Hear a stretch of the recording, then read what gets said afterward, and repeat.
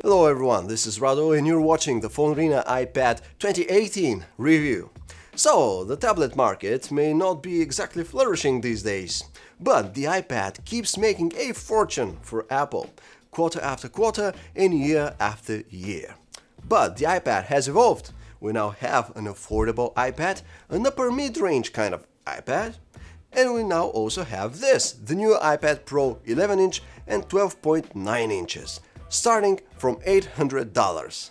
The more interesting thing with this particular new iPad Pro is that it tries to be more than just a tablet for media and entertainment. Apple has been adding productivity features like keyboards, pens, multitasking, drag and drop, and now we also have this insanely powerful processor. But does this advanced iOS machine really have what it takes to replace your PC? So we now have the new iPad Pro in its 11-inch version, and of course the first thing that hits us is that new design, where the body has flat instead of rounded sides and no chamfered edges, which is a win for ergonomics. The overall aesthetic is somewhat reminiscent of the original iPad, but of course the new device is dramatically thinner and lighter. This new model is less elegant than its predecessors, and with these unapologetic antenna lines, it's quite Spartan looking too. There is no longer a lightning port here, it's replaced by standard USB Type-C. This means that you can now connect various devices to the iPad, such as cameras or external monitors. However, some of those devices will still need to be optimized for iOS use, and that unfortunately extends to external storage devices. So you can't really treat this new iPad Pro as a normal computer in that regard. Also, no more Touch ID. Love it or hate it, the expansion of the screen and the thinning of the frame around it has led to the removal of the fingerprint sensor, which is now replaced by Face ID. And because this is an iPad, first, there is no display notch, and second, Apple knows many people use the tablet in landscape orientation, so it has made the necessary upgrades to Face ID so it can work in all kinds of orientations. Two display sizes are available, 11 inches and 12.9 inches. The screen are LCD IPS and they are awesome. The resolution is just enough and colors are spot on. The star of the show here is the ProMotion technology, which means Apple has 120Hz displays in these iPad Pros. And these 120Hz displays make a world of difference when it comes to scrolling around or generally interacting with the iPad. Things are incredibly smooth and fluid compared to our good old 60Hz displays. This is the same technology from the previous iPad Pro, and we're surprised that the company doesn't have this running in its iPhones yet. iOS 12 on the iPad diverges a little from iOS 12 on the iPhone, but just a little. The most significant upgrades in the iPad experience are that you can use drag and drop in a variety of places, and you can also use split screen multitasking. Split screen works by dragging an app from the dock to the right or left of an already opened app. You can either engage through side-by-side multitasking or have the second app appear over the already running app for those occasions where you want to do or check something quickly and then discard the application. However, iOS is still a relatively closed environment where everyone, both consumers and developers, are at the mercy of Apple. At least at this time, there is not enough freedom in interaction between apps and between devices for the iPad Pro to become a truly professional-grade tool.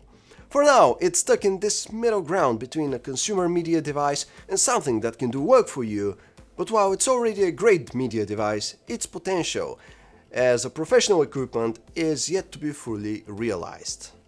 The other big story here is the performance of the new A12X Bionic chipset.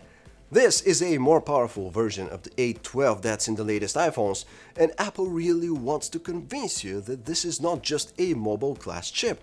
It wants you to know that it's a screamer that can handle notebook-level tasks like running full-blown Photoshop or full-featured games like Civ 6. And while it still cannot run Photoshop because that's coming out for iPad next year, Civ 6 is already available. With powerful programs, the iPad is bound to get more and more useful, but it's just not there yet. All of that software is already available for your old-school computer, And while there are some very powerful apps for iPad, chances are you get much more work done much more easily on a normal PC, at least this year and the next. But performance on the new iPad Pro is indeed stellar. The A12X Bionic chip is a monster, so the raw power is there. Which means that with the right updates and software releases, the iPad Pro can become more useful with time. In addition to a cutting-edge processor, Apple can also load the new iPad Pro with up to 1 TB of storage, which is pretty extreme and just like the price tag on that model. For the more level-headed among us, Apple is also selling 64, 256 and 512 GB versions. The iPad also has a new 3-dot connector on its back, which is used to connect certain accessories like the new Smart Folio keyboard.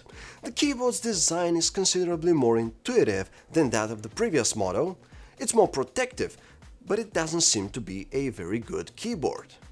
At least with our unit, the letter keys are fine, but the spacebar is stiffer, which easily breaks the flow of typing.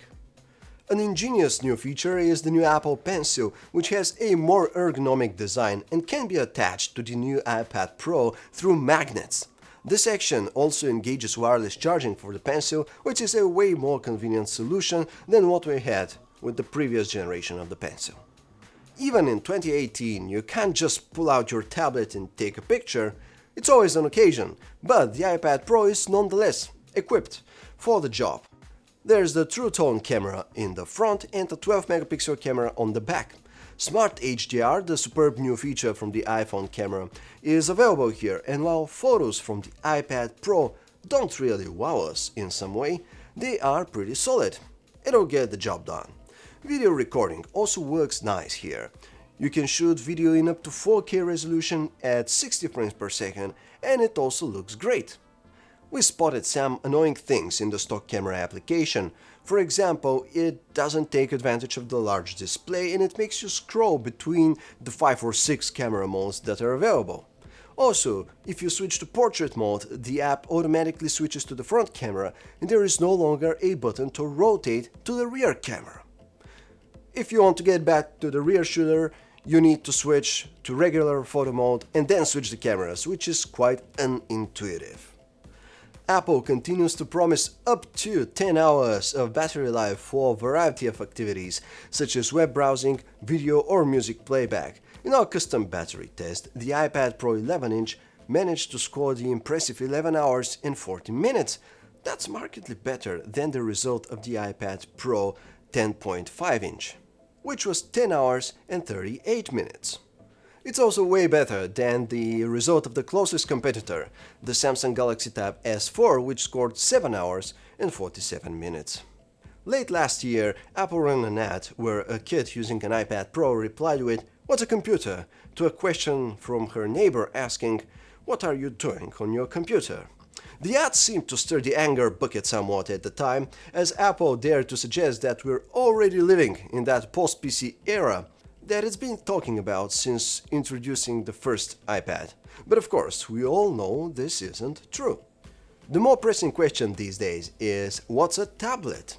And now, more than ever, the iPad is trying to compete with notebooks by introducing productivity features like Apple Pencil, keyboard accessories, and making sure it can connect to other devices. At the same time, iOS 12 doesn't really let the iPad Pro become a flexible enough computer. By keeping you stuck to the confines of apps and being more closed and inflexible compared to a desktop-class operating system like macOS or Windows, the new iPad Pro still has its roots firmly into consumer territory. So there you have it, the new iPad Pro.